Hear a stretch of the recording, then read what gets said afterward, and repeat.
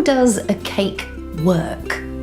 Let's find out. How does it work?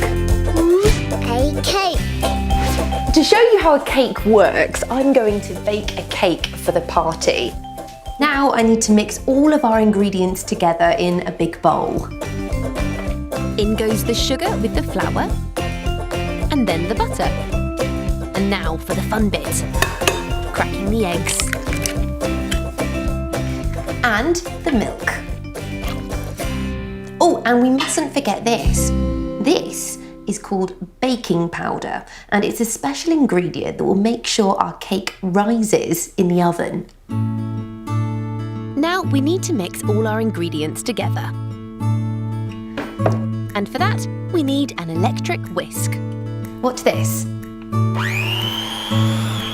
Because it works really quickly, it's going to put lots of air bubbles into the mix. Listen to the sound of the electric whisk. It's like an aeroplane taking off.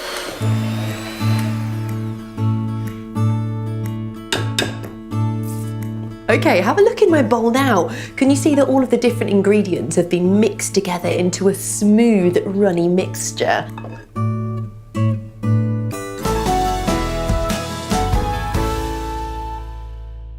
Yogurt is made from milk, cream, some milk powder and a bit of sugar. And once they're mixed together, they get sent onto the next part of the factory. The next stage happens in here and it's very noisy. Look at all those pipes. All the ingredients that have now been mixed together are heated up. This is called pasteurisation, and it gets rid of any bad bacteria that could be in the milk. Once it's reached the right temperature, the pasteurised mixture is moved into one of these. They're called incubation tanks, and they are huge. Now a special ingredient is added, and it will turn the milky mixture into yogurt. This special ingredient is called a starter culture, and it's made of a mix of good bacteria.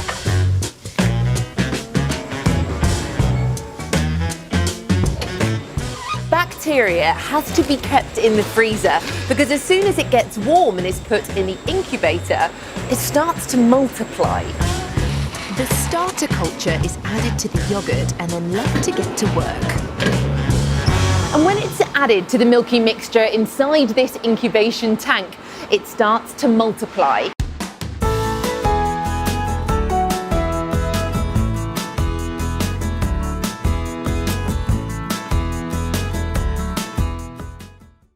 Do you like pasta?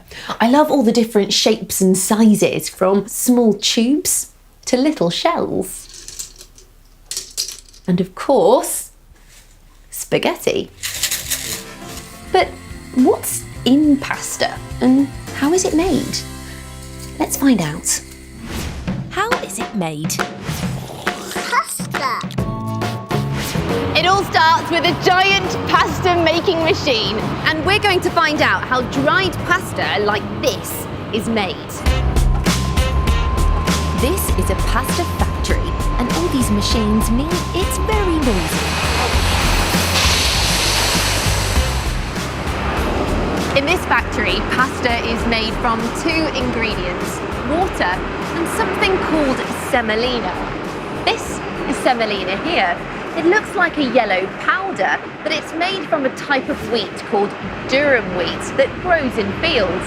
It's also used to make some breakfast cereals. But when you mix water and semolina together, you get pasta. But we're going to need a lot more semolina than this. These huge tanks are full of semolina. Each one can hold about 150 tons worth. That's the same as about 150 cars. But how does all that semolina get from the tanks to inside the factory?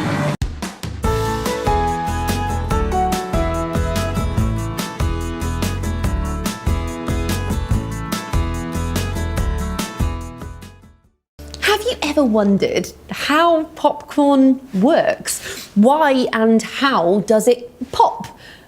Let's find out. How does it work? Popcorn. When we eat popcorn, it looks like this. Soft, white and fluffy. They look a bit like little clouds, don't they? But it starts out like this, as pieces of corn that we call kernels.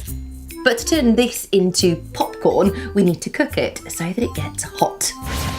This is microwave popcorn, and inside the bag are lots of kernels of corn like the ones I've just shown you. And we're going to cook it inside the microwave. You might even cook popcorn like this at home.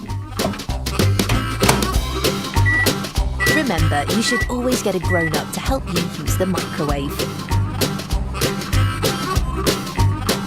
Nothing's happening yet, but that's because we need to wait for those kernels of corn to get really hot.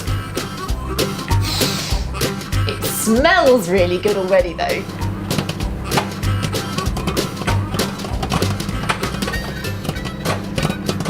Can you hear that?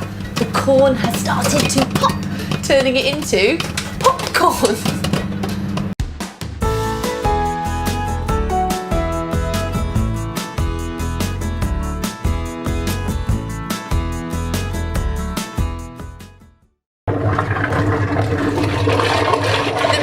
Is getting lovely and smooth, and the metal arm makes sure that it's light and has lots of air in it.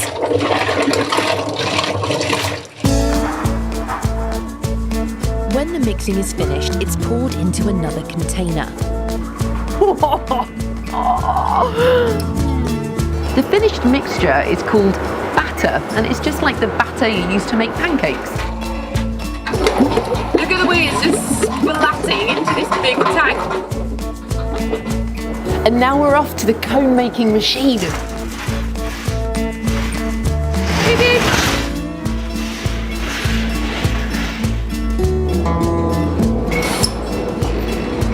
Our tank of batter has been hooked up to the machine and we're ready to go. The batter is pushed along this blue pipe and into this metal moving arm. And at the end is a nozzle, which squirts out 5 blobs of batter onto this hot moving plate. The 5 blobs of batter look a little bit like a flower at the beginning. The moving hot plate is really special because it's got lots of little squares cut into it, and that's what gives the ice cream cones that criss-cross pattern, and it's called a waffle pattern.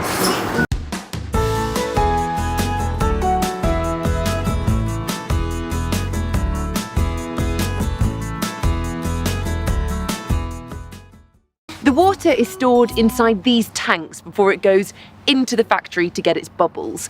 But where does the water come from? The water comes from this spring, where rainwater has collected underground for thousands of years.